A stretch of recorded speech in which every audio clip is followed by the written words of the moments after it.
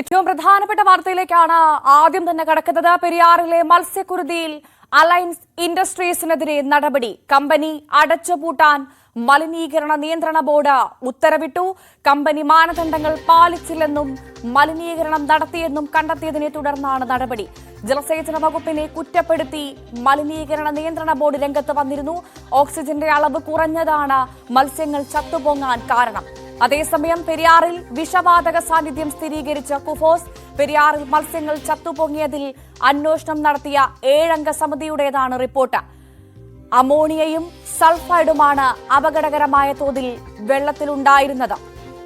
Dani Paul വാർത്തയുടെ വിശദാംശങ്ങളുമായി ചേരും. ഡാനി, കഴിഞ്ഞ ദിവസം ഏറെ വേദനയോടുകൂടി കേട്ടൊരു വാർത്തയായിരുന്നു പെരിയാറിൽ രാസമാലിന്യത്തിന്റെ അളവ് കൂടിയത് മൂലം, രാസമാലിന്യം നിറച്ചത് മൂലം 10,000-കണക്കിന് മത്സ്യക്കുഞ്ഞുങ്ങൾ ചത്തുപൊങ്ങിയെന്ന വാർത്ത. ആ രാസമാലിന്യം പുഴയിലൊഴുക്കിയ അലയൻസ് ഇൻഡസ്ട്രീസിനെതിരെ ഇപ്പോൾ കടുത്ത നടപടി ഉണ്ടായിരിക്കുന്നു. പൂട്ടുവീഴും അല്ലെ?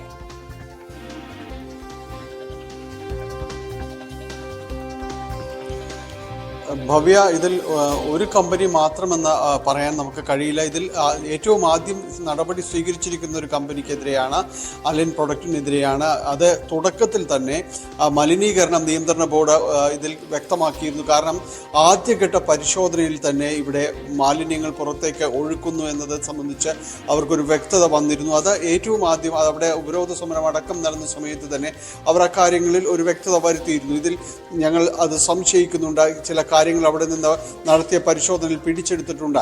അതുകൊണ്ട് ഇവർക്കതിൽ വലിയൊരു പങ്ക് ഈ കമ്പനിക്കുണ്ട് എന്ന രീതിയിൽ തന്നെ പേരെടുത്തു പറഞ്ഞുകൊണ്ട് ആദ്യഘട്ടത്തിൽ തന്നെ അവർ അത് വ്യക്തമാക്കിയിരുന്നതാണ്. മറ്റിടങ്ങളിലെ പരിശോധനകളെല്ലാം തുടരുകയും ചെയ്യുന്നൊരു സാഹചര്യമുണ്ട്. അപ്പോൾ ഏറ്റവും ഇവർക്ക് ബോധ്യപ്പെട്ട ഒരു പരിശോധനയിലും സാഹചര്യത്തിലും എല്ലാം കണക്കിലെടുത്തുകൊണ്ട് തന്നെയാണ് അലൈൻ പ്രൊഡക്റ്റ് എന്ന കമ്പനിക്കെതിരെ നടപടി വന്നിരിക്കുന്നത്. അടച്ചുപൂട്ടാൻ ഉത്തരവ് നൽകിയിട്ടുണ്ട്.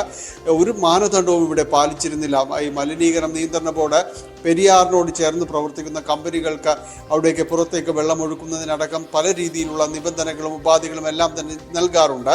അതോടൊപ്പം തന്നെ അവർ ഈ നിശ്ചയിച്ച അളവിൽ പുറത്തേക്ക് വെള്ളം തള്ളുന്നുണ്ടോ അതെല്ലാം നിരീക്ഷിക്കാൻ ക്യാമറകൾ അടക്കമുള്ള സംവിധാനങ്ങൾ ഏർപ്പെടുത്തണം. അങ്ങനെ ഒട്ടനവധിയായ കാര്യങ്ങളുണ്ട്.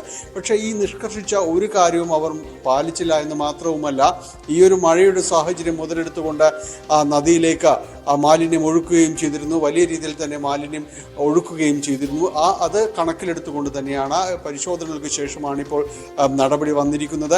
വരും ദിവസങ്ങളിൽ കൂടുതൽ നടപടികൾ ഉണ്ടാകുമെന്നാണ് പൊതുവെ പ്രതീക്ഷിക്കുന്നത്. അതോടൊപ്പം തന്നെയാണ് ഇന്ന് ഇത് സംബന്ധിച്ച് 2 റിപ്പോർട്ടുകൾ വന്നിട്ടുണ്ട്. അത് മലിനീകരണ നിയന്ത്രണ ബോർഡിൻ്റെ റിപ്പോർട്ട് ആദ്യം പുറത്തു വരുന്നു. ഇത് ഇന്ന് കൈമാറിയിട്ടുണ്ട്. ഇവർ പറയുന്നത് ഇതിൽ രാസമാലിന്യം അത് വലിയ രീതിയിൽ കണ്ടെത്തിയിട്ടില്ല എന്നതാണ്. പക്ഷേ ആധികാരികമായ റിപ്പോർട്ട് വരാനുണ്ട് എന്ന് അവർ സൂചിപ്പിക്കുകയും ചെയ്യുന്നുണ്ട്. വെള്ളം പരിശോധിക്കുമ്പോൾ ആ രീതിയിലുള്ളൊരു കണ്ടെത്തലിലേക്ക് എത്താനായിട്ട് സാധിച്ചിട്ടില്ല എന്ന് പറയുന്നു. ഇതിൽ പ്രധാനപ്പെട്ട ഒരു കാരണമെന്ന് പറയുന്നത് ജലസേചന വകുപ്പിന് കീഴിലുള്ള പാതാളം റെഗുലേറ്റർ ബ്രിഡ്ജുണ്ട്. ഇതിൻ്റെ ഷട്ടറുകൾ വളരെ പെട്ടെന്ന് ഉയർത്തിയതാണ്. മുന്നറിയിപ്പില്ലാതെ തന്നെ ഇത് ഉയർത്തിയത് കൊണ്ട് മാത്രമാണ് ഈ രീതിയിലുള്ള ഒരു സംവിധാനത്തിൽ ഈ പെരിയാറ് ഓക്സിജൻ ലെവൽ കുറയുന്ന രീതിയിലേക്ക് പോയതെന്ന് പറയുന്നു. അതാണ് ഈ വലിയൊരു കൂട്ടക്കുരുതി, മത്സ്യക്കുരുതി തന്നെ ഇത് സംഭവിക്കുന്നതിനൊരു പ്രധാന കാരണമായി അവർ ചൂണ്ടിക്കാണിക്കുകയും ചെയ്യുന്നത്. ഇതിൽ ഈ രീതിയിലുള്ള ഒരു ജലസേചന വകുപ്പും വ്യവസായ വകുപ്പും ഇത് പരസ്പരം ബന്ധിച്ചുകൊണ്ട് ഒരു നടപടി ക്രമീകരണങ്ങൾ ഏർപ്പെടുത്തിയാൽ മാത്രമേ ഇത് സംബന്ധിച്ചുള്ളൊരു പരിഹാരത്തിലേക്ക് പോകാൻ കഴിയുകയുള്ളൂ എന്ന് പലരും തന്നെ ചൂണ്ടിക്കാണിച്ചിരുന്നു. ഇത് തന്നെയാണ് മലിനീകരണ നിയന്ത്രണ ബോർഡും അടയാളപ്പെടുത്തുന്നത്. ജലസേചന വകുപ്പിൻ്റെതായ യാതൊരു രീതിയിലുള്ള അറിയിപ്പും ഉണ്ടായില്ല. കാലങ്ങളായി, കുറേ നാളുകളായി റെഗുലേറ്റർ ബ്രിഡ്ജ് അത് അടഞ്ഞു കിടക്കുകയായിരുന്നു. വളരെ കൂടുതൽ മാലിന്യങ്ങൾ വലിയ രീതിയിൽ അടിഞ്ഞുകൂടുന്നൊരവസ്ഥയിലേക്ക് വന്നു. വളരെ പെട്ടെന്ന് കൂടിയ അളവിൽ ഇത് ഉയർത്തിയത് കൊണ്ട് മാത്രമാണ് വലിയ തോതിലേക്ക് ഇങ്ങനെ വെള്ളം ഇരച്ചു കയറാൻ ഇവിടേക്ക് കാരണമാകുന്നത്. അത് ഈ മത്സ്യക്കുരുതിക്ക് തന്നെ കാരണമായതായും അവർ ചൂണ്ടിക്കാണിക്കുകയും ചെയ്യുന്നുണ്ട്. പക്ഷേ അതേസമയം തന്നെയാണ് കുഫോസിൻ്റെ 7 അംഗ സമിതിയുടെ ഒരു പഠന റിപ്പോർട്ട് പുറത്തു വന്നിരിക്കുന്നത്. ഇതിൽ അപകടകരമായ അളവിൽ തന്നെ രാസമാലിന്യങ്ങൾ പുഴയിൽ കണ്ടെത്തിയതായി അവർ ചൂണ്ടിക്കാണിക്കുന്നുണ്ട്. ഇത് അവിടെ നിന്ന് ശേഖരിച്ച ചത്ത മത്സ്യങ്ങളടക്കം അവിടെ നിന്ന് ശേഖരിച്ചിരുന്നു. അത് വിശദമായി തന്നെ പരിശോധിക്കുകയും ചെയ്തിരുന്നു. ഇതിലെല്ലാം തന്നെ ഈ രാസമാലിന്യങ്ങളുടെ അളവ് സ്ഥിരീകരിക്കുന്നുണ്ട്. ഇത് തന്നെയാണ് ഈ ഒരു മത്സ്യക്കുരുതിക്ക് തന്നെ ഫാമുകളിലടക്കം വലിയ രീതിയിൽ മത്സ്യങ്ങൾ ചത്തൊടുങ്ങുന്നതിന് കാരണമായതെന്ന് തന്നെയാണ് കുഫോസിൻ്റെ റിപ്പോർട്ട് അടയാളപ്പെടുത്തുകയും ചെയ്യുന്നത്. ഏതായാലും വലിയ രീതിയിൽ ചർച്ചയാകുന്ന 2 റിപ്പോർട്ടുകൾ പുറത്ത് വന്നിരിക്കുന്നു എന്നതാണ്.